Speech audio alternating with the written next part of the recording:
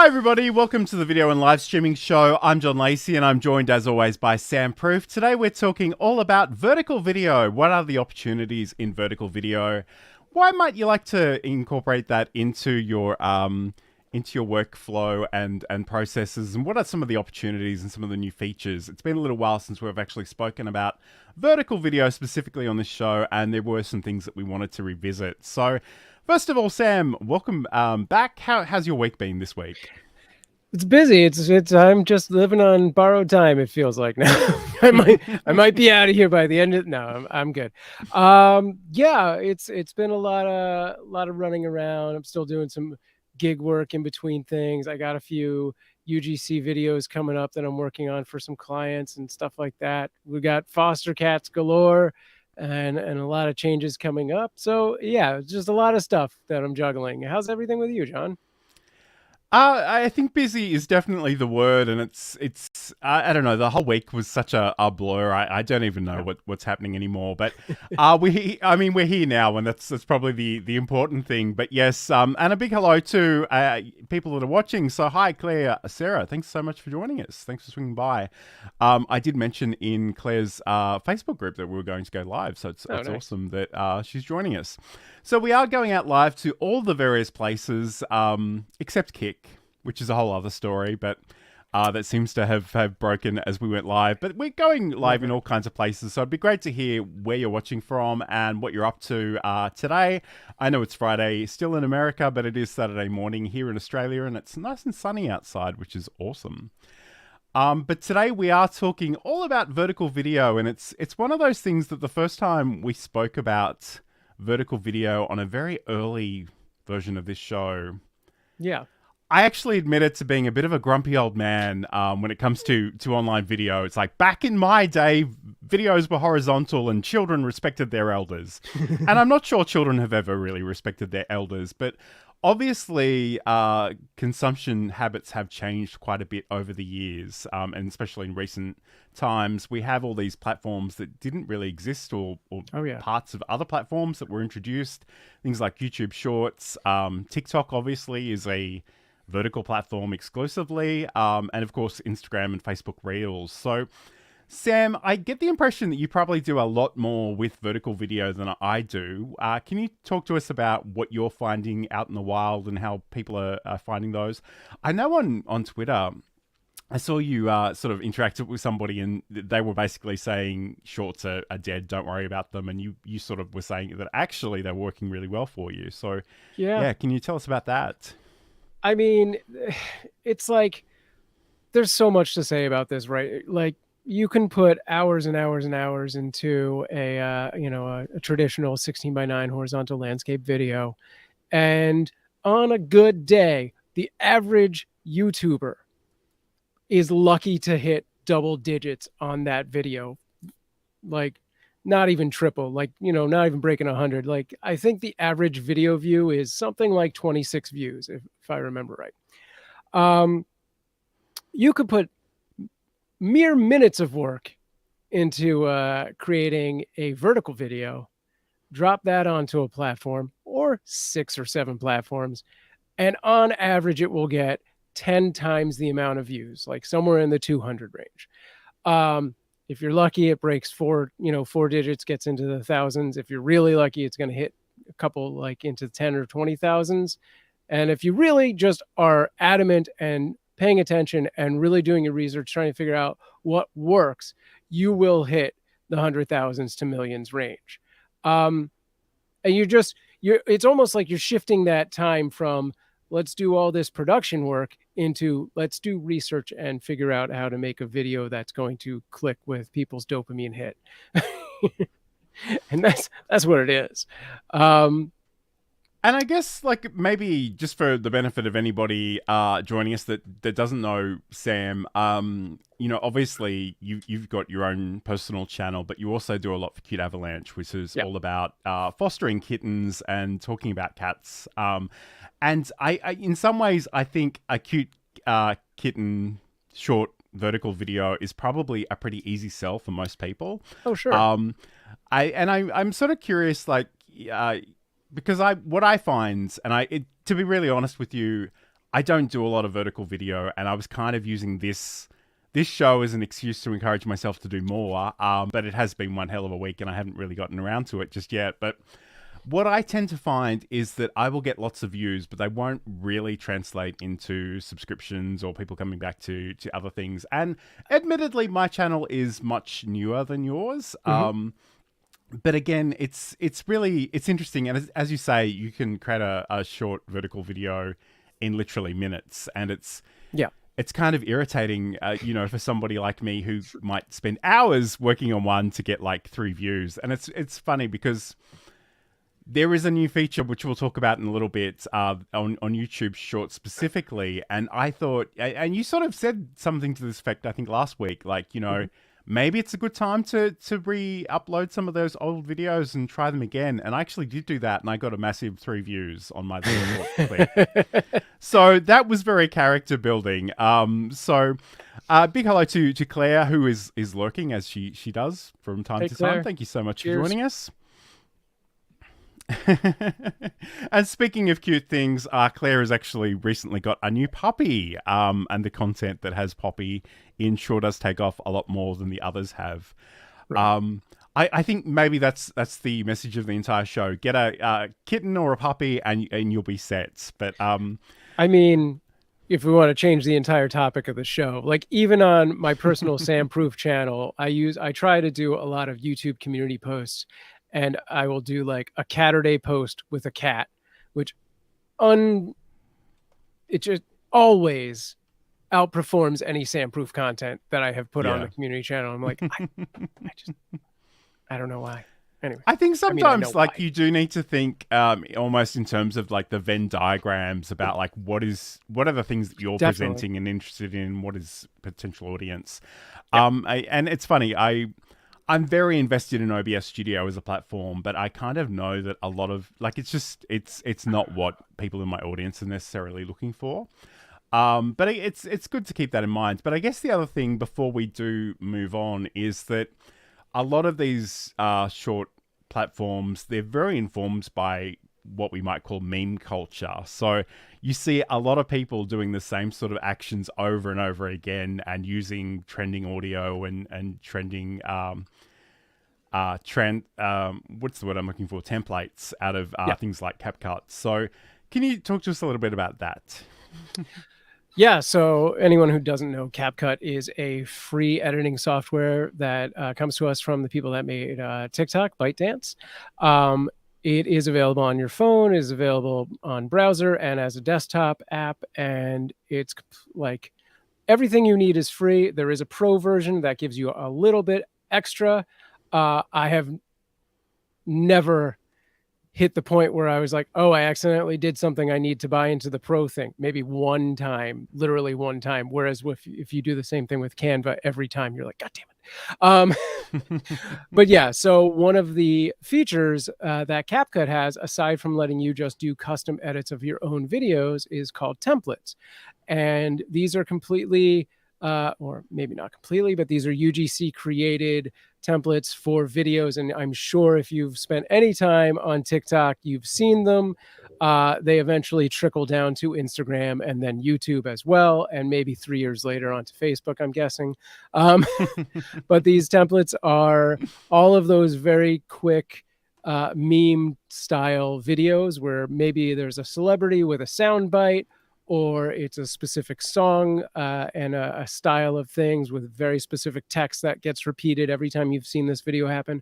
And these are all templates. And what happens is you open up CapCut, you go to templates, you pick the template you want, and depending on if it's mobile or browser, it'll give you a place to drop your own footage in. It'll automatically trim it. You just go into crop and adjust if you want. If it automatically picked what you wanted, then you don't do anything, save all that time.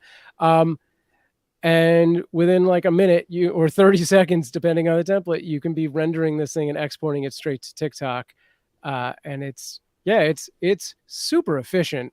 And those videos do just as good as anything I put extra time and effort into. So, and I must admit, I don't feel like TikTok is ever going to be a great destination for my content.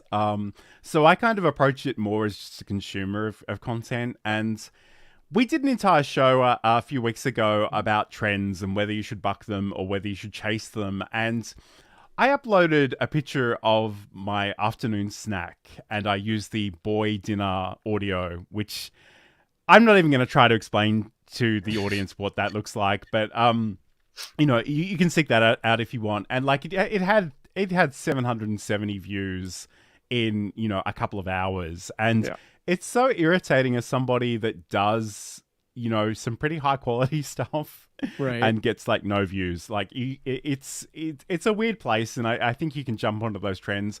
A lot of those templates in CapCut also have sort of green screen stuff built into them. I'm always a little concerned about the copyright aspect of that, and Sure.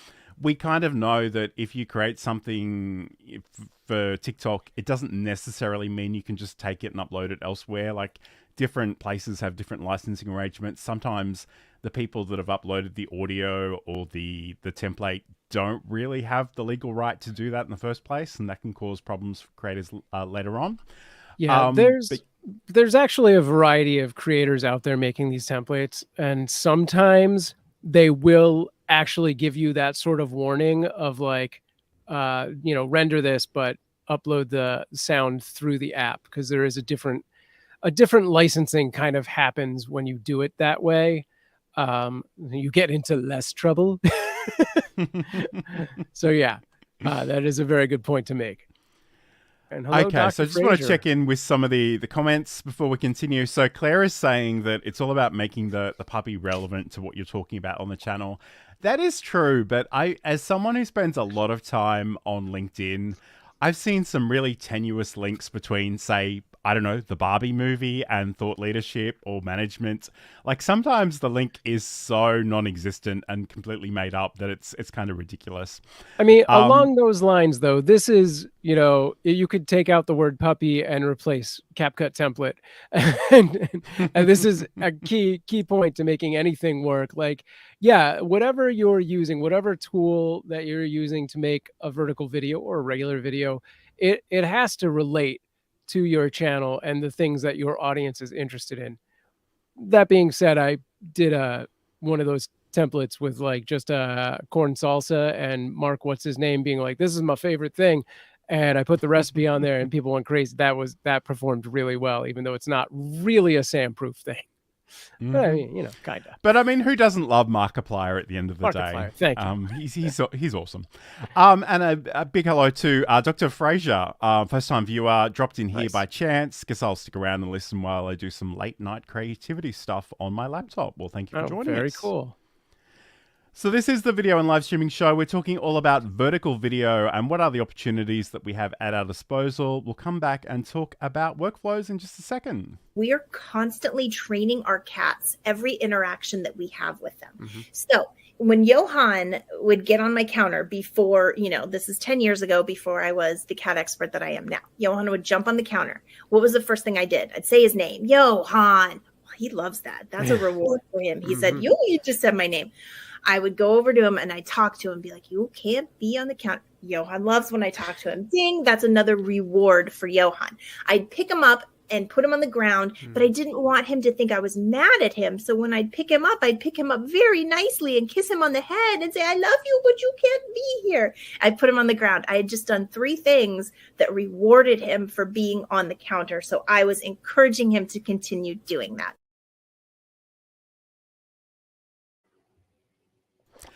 And that's a little segment from Just Kidding Around, which is Sam's podcast, which you can learn about more over at cuteavalanche.com. Speaking of cute kittens and puppies, they certainly feature somewhere in everything we do. Yeah. If you want to see and talk about more cute stuff, head over to Cute Avalanche. We also have a Twitch and a YouTube live stream. Awesome. So you can find out more about that at avalanche.com. So let's talk about workflows when it comes to vertical video, because we actually did an entire show last week on workflows, but I think it's interesting to think about how you might be using vertical specifically in terms of your workflow. Are you doing vertical video exclusively? is your workflow sort of vertical first? Like, are you recording in a vertical format, or are you potentially recording in a horizontal format and maybe cropping or, you know, working that into a frame? Are you working with your phone? I know a lot of people do that. I personally don't love the sound I get in my phone, so I've been trying to avoid that as much as humanly possible. And it's really interesting because I've got a Rodecaster Pro, like the original Rodecaster Pro, and I was like, how do I get this sound into my phone? And I got some cables and stuff.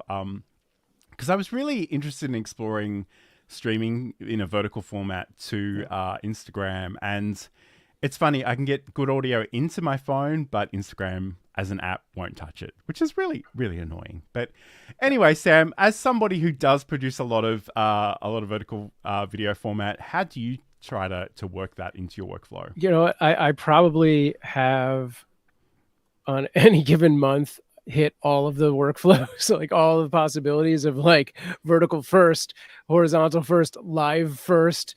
And yeah, it's trying to find that routine. So, you know, depending on what you're doing, you do want to look at it for what is the initial product. So like in this case, we are making a live stream. Like this is it. We're making this with the intention of turning it into an audio podcast. So any vertical stuff that comes out of it is kind of like after the fact. It's not the forefront of the idea.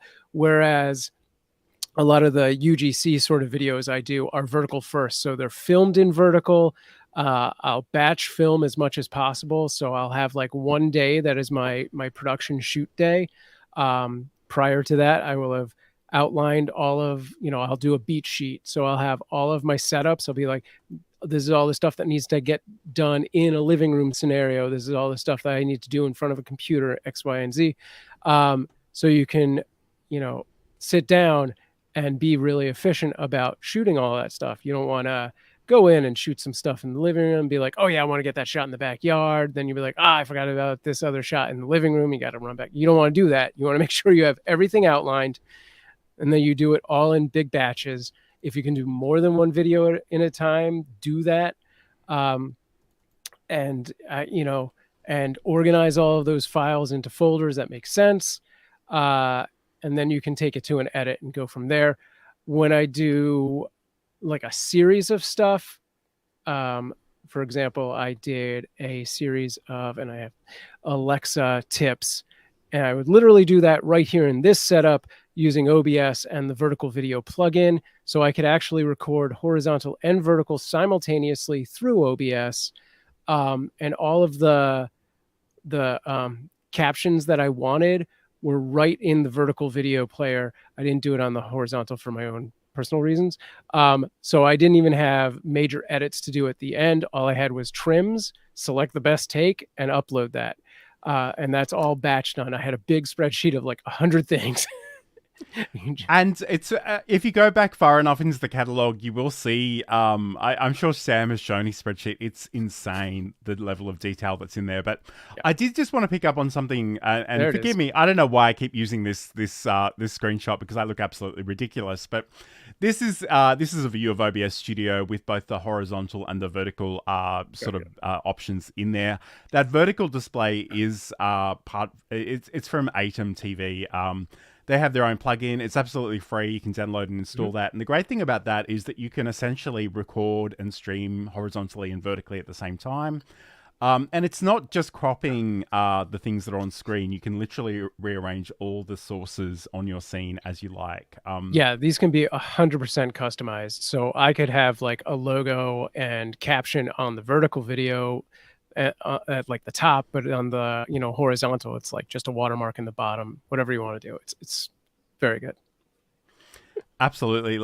And it's, the reason I had that ridiculous expression on my face in that screenshot is because it is so revolutionary. And although there are a lot of tools that will let you do horizontal and vertical, not many of them let you do it at the same time. So hello to Ender Trading. Is it trading? I'm waiting for it to pop up on the screen so I can see properly, and I haven't pressed the right button. There we go. Yep. Ender Trading. Hello, welcome. Thank you for joining us. And Dr. Fraser says, I use OBS a ton for customer streams out there. You can really MacGyver it indeed. I love it. It's funny that MacGyvering is the word that people use. I was on LinkedIn a couple of weeks ago and somebody used that as an expression. And it's really powerful. And I kind of want to make more OBS content because Sam and I both love it. But everywhere we go, there are people saying, it's too hard. It's too scary. Use our paid product instead. And it's like, no. So it is, we'll focus on that more in the future. I guess in terms of creating vertical video, and again, I don't do this as much as I would like to. I guess just for context, I'm looking for an excuse to show off my little teleprompter. So this is kind of how I have my camera set up all of the time, and it's it's inside of this thing. It is in a horizontal format. Like when I'm creating vertical content, I do crop it and resize it. But the other thing too, as somebody that actually makes screen tutorials and walkthroughs and things. One of the most useful things I discovered was that I have my, and forgive the cabling, it's a nightmare, and it's even worse than when this photo was taken. But essentially, I have my monitors on these monitor arms. I can actually swing them around and put them in a vertical format, and I can just adjust the window settings. So if I want to, I can actually record a whole screen demonstration in the vertical format relatively easily. And that's been really, really useful for me. Again, we spoke about this a lot more in last week's show, but I use a product called Camtasia from a company called TechSmith. The reason I love this is because it really is designed for capturing the screen. It will capture not just the things on the screen, but also the metadata, things like the cursor path. You can sort of drag things in and do them as well. And it has a great library feature in there as well. So what you're seeing on the screen right now is sort of recordings from a previous show that I brought into the program. And I take little clips out of these when I find the time to do that and can actually sort of add them to the library and go from there. So there's a lot of different ways of doing things. And I think the point that we tried to make last week on the show when we were talking about workflows is it really doesn't matter how you get there as long as the flow works for you. So keep that in mind. Sam, I know you have done some recording on your phone previously. Yep. Like, is that still something you do, or is it more around the repurposing the live stream content?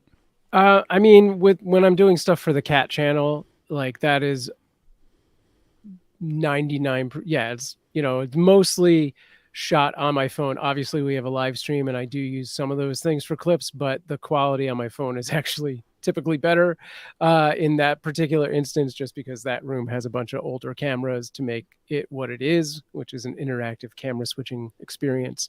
So yeah, a lot of like the really good stuff for Cute Avalanche is shot directly on phone, and I kind of go 50-50 on which orientation I'm shooting. So I will try often to do like a horizontal for like 10 to 15 seconds and then flip it and do a vertical for 10 to 15 seconds before a cat moves from whatever I was trying to get.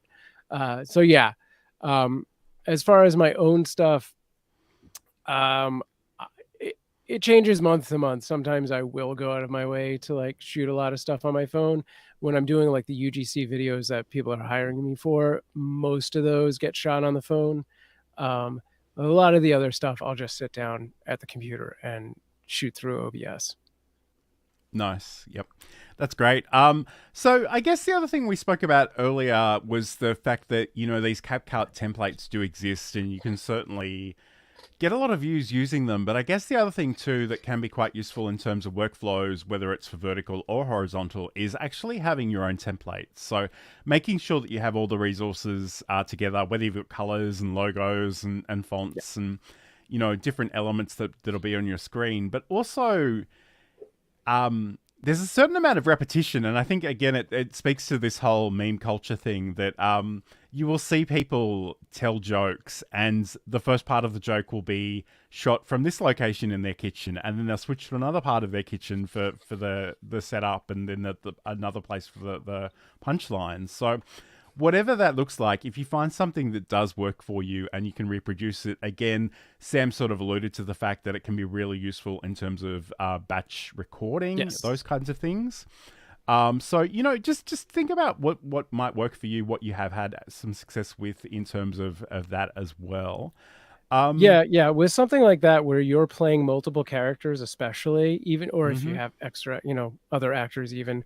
But if you are specifically doing a bunch of stuff and like maybe you want to do the same thing in multiple videos, and like if you can break that down to like, this is all, you know, just actual Sam in whatever normal clothes, and you shoot all of that stuff, multiple videos of it in one shot or like one angle without changing the setup.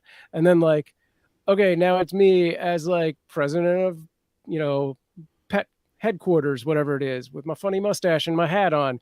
You know, if you got that happening in multiple videos, shoot it all in one day, shoot it all from the same angle. Don't come back to it. Save yourself that time of like setting it up and doing a wardrobe change and all of those sort of things. And I guess to that point, like if you are doing a lot of shots, you know, if you're in the same setting, like that's the place where a tripod can become incredibly useful. Whether that's just a mini desktop tripod that is holding your phone, whether that's something a little bit more elaborate for a more serious video camera, like just making sure that the camera isn't moving while you make those changes, because that'll really help you when it comes to actually edit later on. And like, if you do stuff like that, if you do batch record, spend the time after you do it to like first move all of that footage to a specific folder in your media drive under whatever the project heading it is, or however you want to organize that. We have a whole video where we talked about stuff like that, and go through it and like label those files, because if you're shooting on like a phone, it's going to be just a ridiculous IMG 000056, and that's not helpful. You want, you know, find your own, you know, file name construct, but you want something that's going to help you, like interior Sam kitchen, you know, video 2, whatever it is. Like, you know, you might have to shorten it, but go through all of those and, you know, add that. Take numbers and stuff like that are helpful as well. And if you do have something you've found that works, like I do this video where I'm here and then I'm here, I talk a lot about having a master sheet where you just write down everything that you do multiple, like in different videos. Like if it's something that is consistent throughout multiple videos, have it somewhere where you can reference, like whatever the fonts you're using are, whatever the colors you tend to go with, your branding, your styles, things like that. And yeah, if you have specific shots that you reproduce regularly, put screenshots of those in there so you can like reference them and be like, okay, this is what that looks like. This is what that looks like. Because who knows, if you build out and you actually get the opportunity to like hire other people, you're going to want these references. And this is great, I mean, Dr. Fraser. It is. It's great. We'll get to it in just a second. But I guess, you know, all of this stuff takes time and energy. And if you spend the time investing in actually recording those things, make sure you can find them again, because there's no point having all this great stuff if you can't get to it. But again, Dr. Fraser knows that the struggle is real, and writes, also hard to get past the final_v1_v3_truefinal.mp4 file name structure, which is quite a mouthful. But yes, we've all been there. We all know how that works. So absolutely keep that in mind. So this is the Video and Live Streaming Show. I'm John Lacey, and I'm joined as always by Sam Proof. This week, we're talking all about vertical video and what are some of those opportunities and how you might like to explore those. We'll be back in just a sec. When we wrote the LinkedIn branding book, Michelle Griffin and I, when we wrote that together, we started with mindset. And in that, we came up with almost 28 fears of why people don't want to put themselves out there. And that fear is really real for people and holds them back in so many ways. And introverts and extroverts, and it doesn't matter whether you're a CEO or back at the beginning, it's been really interesting. And we started with it because we figured if you can't get in that right mindset, the rest of it doesn't happen. And, you know, people were like, mindset, branding, how do those two things go together? Well, if you don't have the right mindset, you won't put yourself out there. You won't create content. You won't send someone a direct message. You won't comment. There were so many stepping stones that came after it. And so it's probably the most popular chapter in the whole book that people always comment on. They always can see themselves in some of those fears, and we've all got them. I still have them. I'm worried that people are judging me just like everybody else. But at the same time, like we just said, that whole cliche, as our friends in the US will say, it's all about, why am I doing this? And I have to just keep coming back to, what does it look and feel like for the person on the other side when they have that light bulb moment? Like, that's what I'm doing this stuff for. And if I can keep focused on that, the rest of it will sort itself out. But for others, when you're still trying to figure out what is that thing, it becomes around, what are people thinking and what are they going to judge me and what are they going to say about whatever I post? And honestly, no one cares. For as much content as I put out there, I'd be crazy to think that actually, people care about it as much as what I do. They just don't pay that much attention. And that's just a segment of an interview I did with Michelle J. Raymond over on my podcast, Build a Presentation Muscle. It's all about, sort of overcoming the fear of being on camera and using the tools and technology that we have today. So if you want to learn more about that, you can head over to johnlacey.com. So today we're talking all about vertical video and some of the opportunities that we have in terms of content creation with this particular format. And I think it's really important that we talk about hooks. So although it is possible to actually seek out specific content on these platforms in YouTube Shorts and TikTok and Instagram Reels and Facebook, for most people, they'll be served up this content via an algorithm. I like to use the pretend word auto-magically at this point. So the reality is things will just flash in front of your face. You will have literally seconds to convince somebody to keep watching your video before they flick you away. So it's really important to think about how you can convey some information in the first, probably 1 to 3 seconds to encourage people to keep watching. And it's like, how do you sort of set the scene for what's about to happen? How do you create some intrigue? How do you ask a question and maybe come back and close that loop? Right. Sam, what do you think people need to keep in mind when it comes to actually hooking people's attention in these platforms? Yeah, so like John said, this is something that either you're saying, or maybe it could even be text on the screen that will, present something to your audience that hopefully grabs their attention, is flashy, whatever it is. The things you should try to do are address what group of people this video is for. That's very helpful. Present a problem or other value related to what this video is. So like, something like, hey, live streamers, here's 50 hooks that are going to make your video go viral. We've addressed that is for live streamers. And the problem that we are addressing is how to make a video go viral. So now you just have to deliver on that in that video. Because if you don't start delivering on that within, like, you've got them through that first 2 to 3 seconds, you don't start delivering on it within the next 2 to 3 seconds, they scroll away. And there's a multitude of websites that have lists of like 50 great hooks or whatever I just said seconds ago. So if you put like that into a Google, and I'm writing one, it'll be out in the next day or two. But you can go through it. I like to just literally scroll through TikTok and see what actually catches my attention, and I will make a note of what that hook was. Like, like, you're using X completely wrong. Oh God, there's the mic hit for the day. Or everything about this thing is wrong.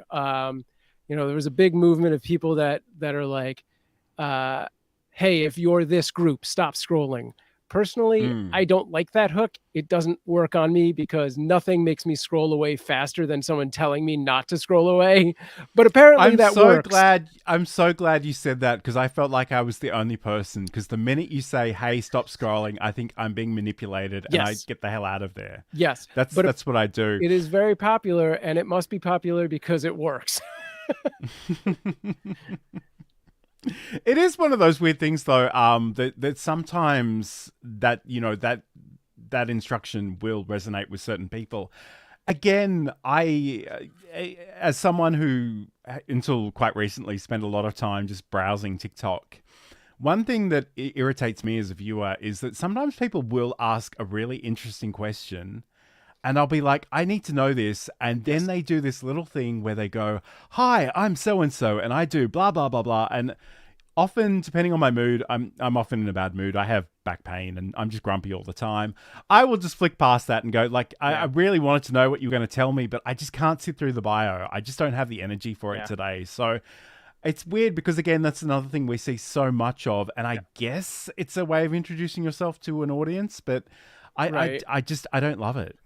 There is a point where that does work and a point where that doesn't work. And you have to be super relevant to whatever the talking point is. Like, hey, live streamers, I'm going to give you 50 hooks, to make your live streams go viral. I'm Sam Proof. I used to be the creator success manager for the live streaming app Mob Crush. Would probably be as close as it gets for if I were to do that. Any other information I put out there, I think would be irrelevant at that point about myself and just move into the content. I struggle with that too, where I have a good friend who does board game streams and he'll be like, or videos, and he'll start in on something. And before he's actually even finished the hook of it, he'll explain who he is and that he does these board game things. And I'm like, Jesus, John. It's not this John, different John. And I'm like, I really want to watch this for you, but man, I've heard you do it 20 times and I'm done with it.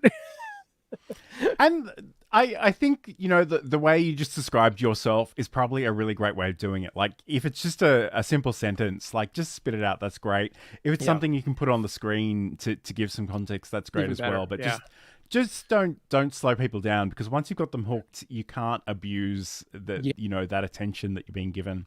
Big hello to Nathan, who's joining us. I won't try and put that up on the screen because it won't work here anyway. Maybe. Dr. Fraser writes, one can tell the marketing teams of the big brands out there really did a 180 when TikTok got huge. Ryanair are doing only memes. Love to see how things change.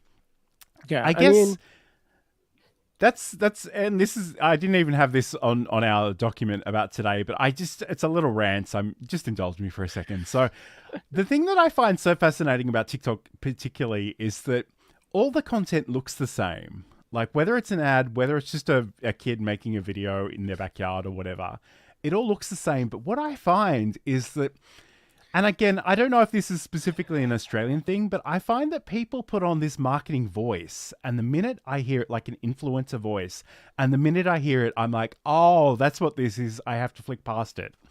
And it's so weird, and I don't know why people think that's a good thing to do, because I personally don't find it particularly convincing, but so many people do it.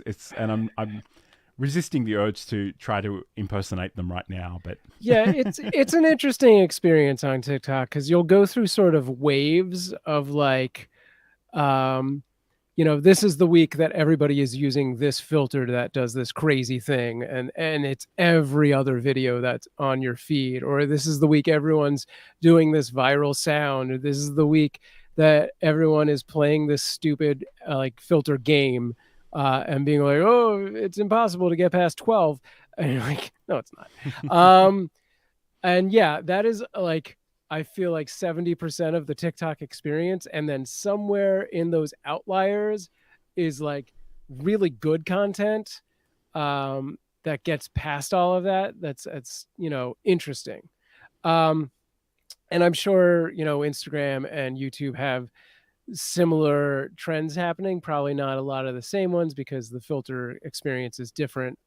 YouTube doesn't even have it. And like reposting something like that to YouTube doesn't play as well as it does on TikTok.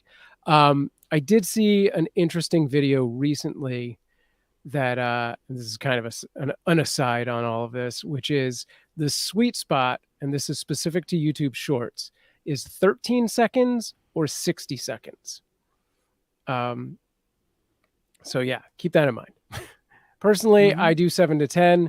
I haven't played enough with the longer. I guess that longer being 1 minute, but yeah, we'll see. And again, like, I guess that's something that we probably should acknowledge at this point too, is that different platforms, you know, perform differently. We talk about vertical and short content as being synonymous, but you know, it is possible to upload 10-minute videos, I think, to TikTok these days.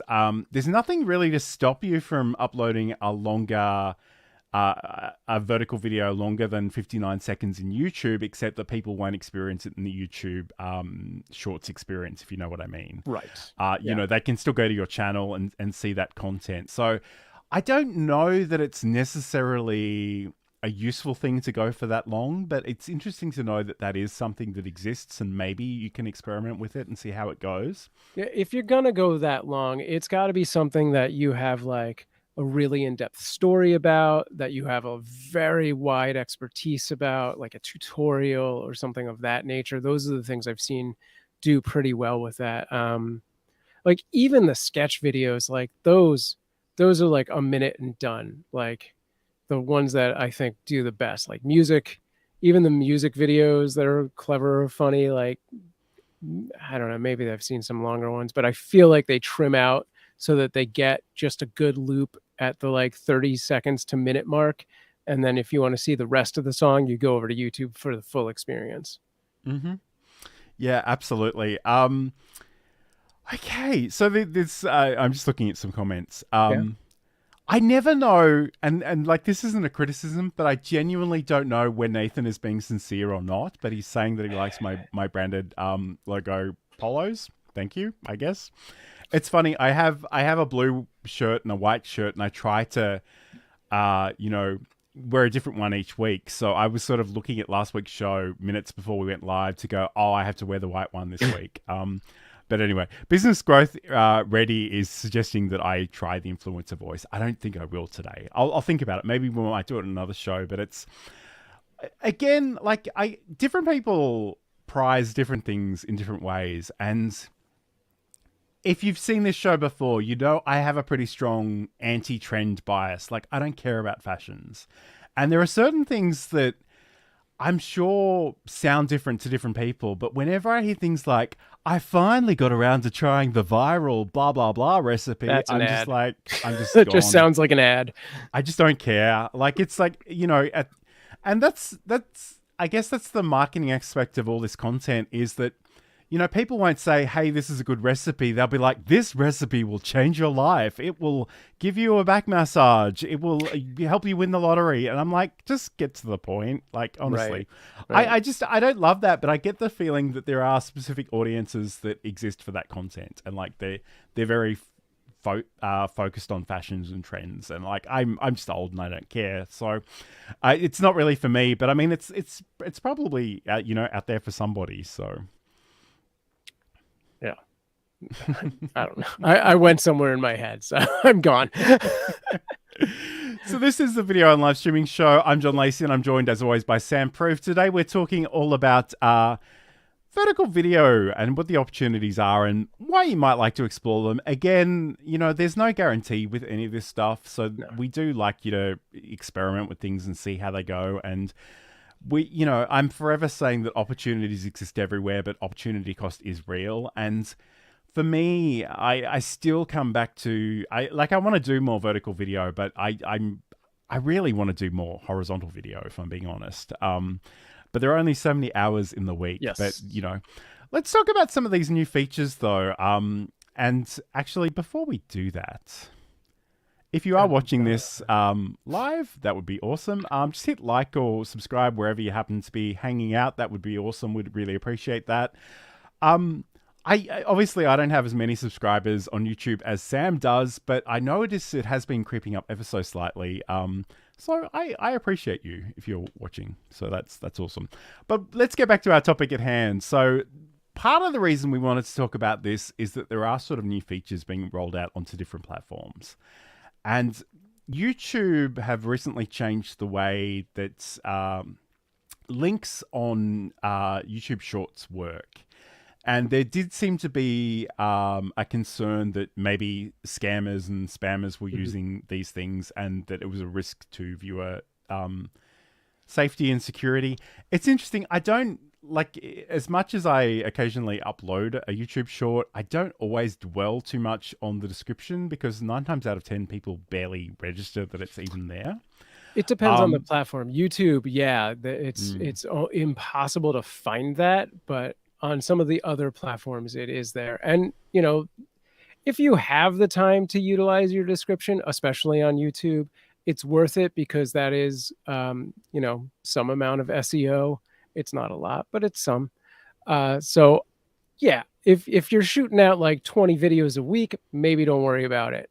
If you're doing like 1 or 2, I would find some time to put something there. Absolutely. But I guess the exciting part of the changes to YouTube is that they have changed how links on your profile will appear. Yeah. And I believe on mobile, it's going to be more of a sort of a link to bio experience, if you will. But the thing that I'm more excited about is actually the introduction of this thing called related videos. So here's a screenshot of one of my YouTube shorts, and I've sort of linked it to the longer piece of content that this relates to. So YouTube themselves are saying that you can guide your audience to a piece of content related to this video, and I've sort of nominated another video here. That's just in the video details. So if you go in and edit some older, well, I say older, any of your short form content, potentially you can go in and actually add that in there. So I must admit, I haven't really experienced that as a viewer just yet. I am really curious to see how that's going to play out. Okay. Yes, there's something going on in the chat, and I'll let Sam address that one for the moment. But yeah, I mean, it is. I think it's a good thing because I guess, again, and this maybe is a little bit my bias, I'm really hoping my short form content will lead people back to my channel. They can watch my longer form content, the horizontal content, and hopefully subscribe. So people are reporting that we have no audio, which is not great. I think it's just interesting. Is it just on Twitch? Can people elsewhere hear me?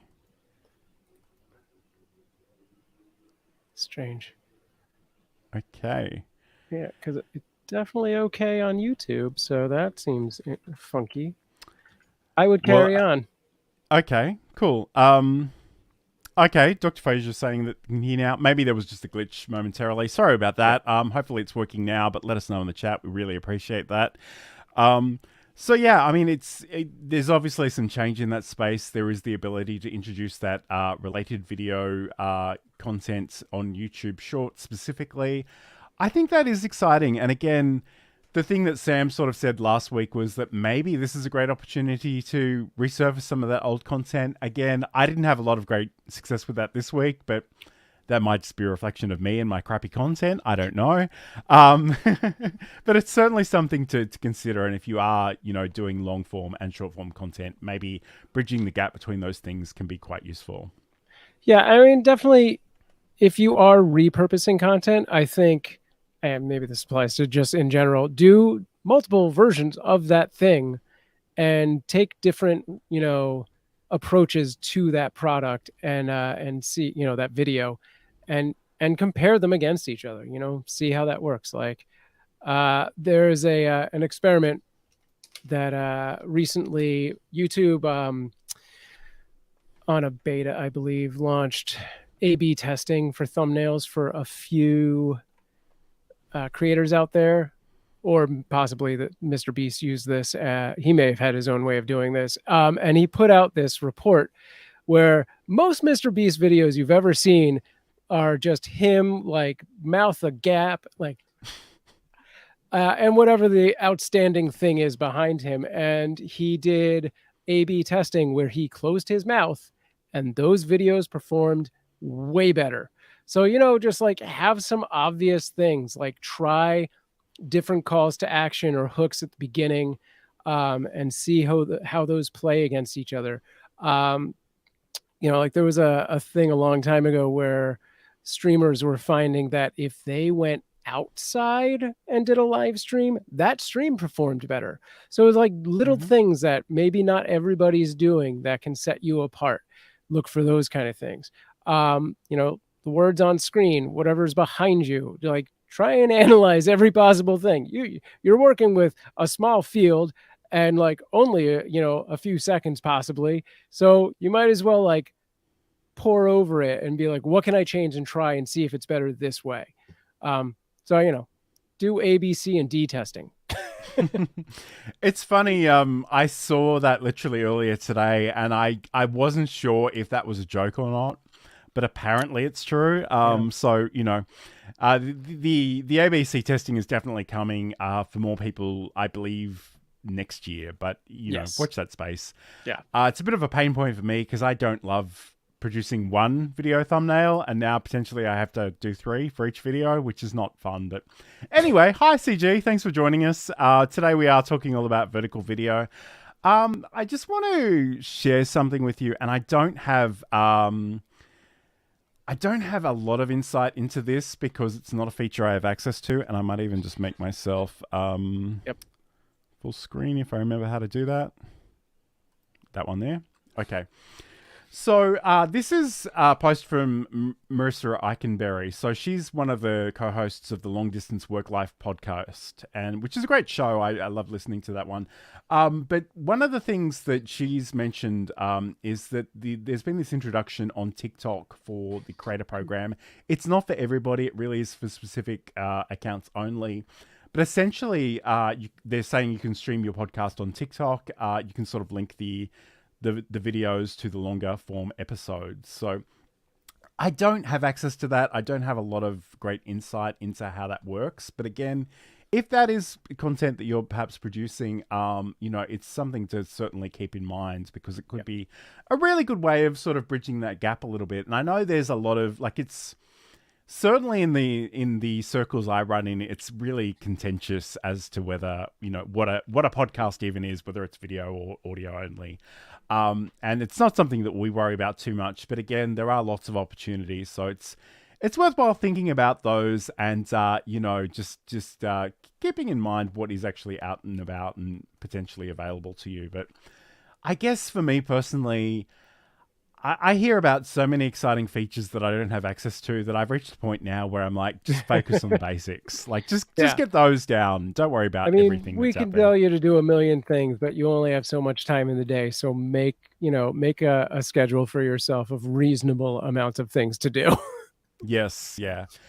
And everything's a bit of an experiment online. And I think, if you do want to try something new, think about your bandwidth, time and energy wise as to how long, do you have can you actually do it right now? Can you handle it right now? Yeah. And then just think about how long you'll do it for and how you'll determine whether it was a success or whether you can just leave it aside and move on. I guess, Sam, are there any other things that you think we need to think about in terms of, I don't know, titles, hashtags? I know some places let you upload a vertical video thumbnail, or they let you choose one. I believe I'm told the way this works on YouTube is that you can select a frame on your phone, but you can't on desktop. That sounds about right from what I remember. Like TikTok will let you pick a frame. I think it actually will let you upload one as well. I think Instagram does both through the mobile app. And there's obviously other vertical video sites out there, Clapper, Lemonade, all of these things out there. I have been fooling with those two. There's probably a dozen more out there that people could drop, and I'm not going to sign up to those right now.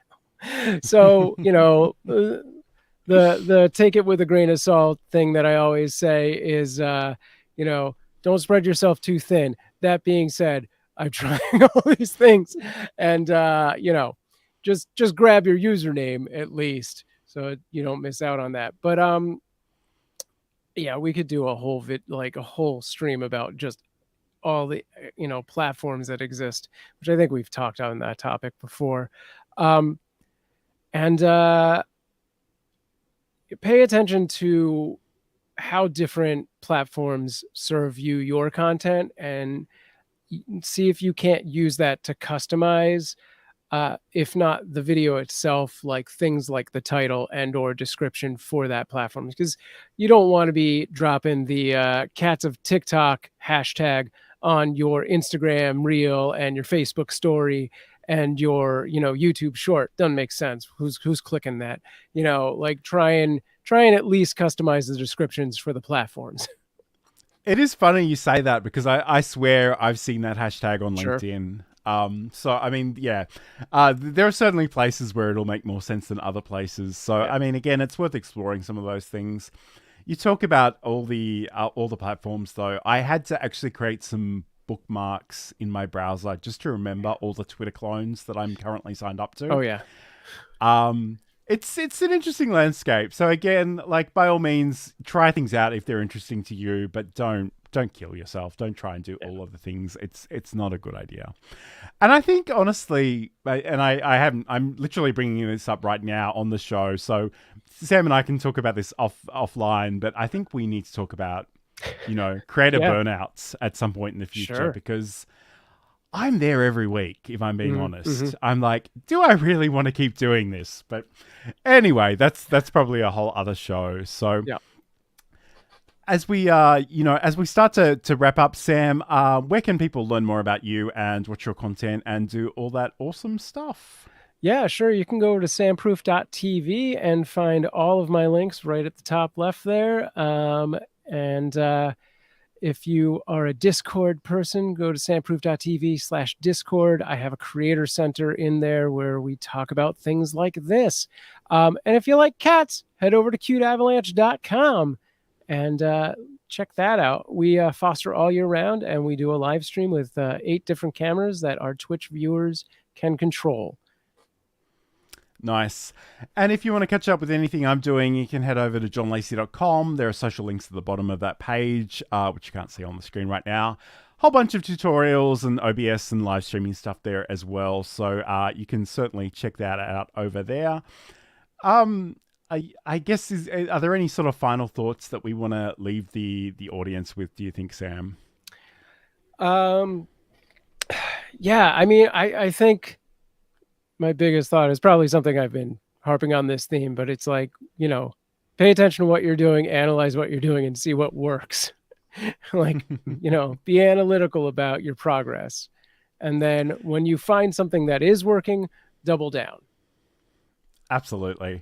And it's funny because I think that is good advice, but I think it also depends a little bit where you are on your content creator journey, because sometimes those stats can just wound your soul. I'm so happy that this has 40 views, but I'm not going to look at how long anyone actually hang around to watch the whole thing. I think that can be very character building. But again, I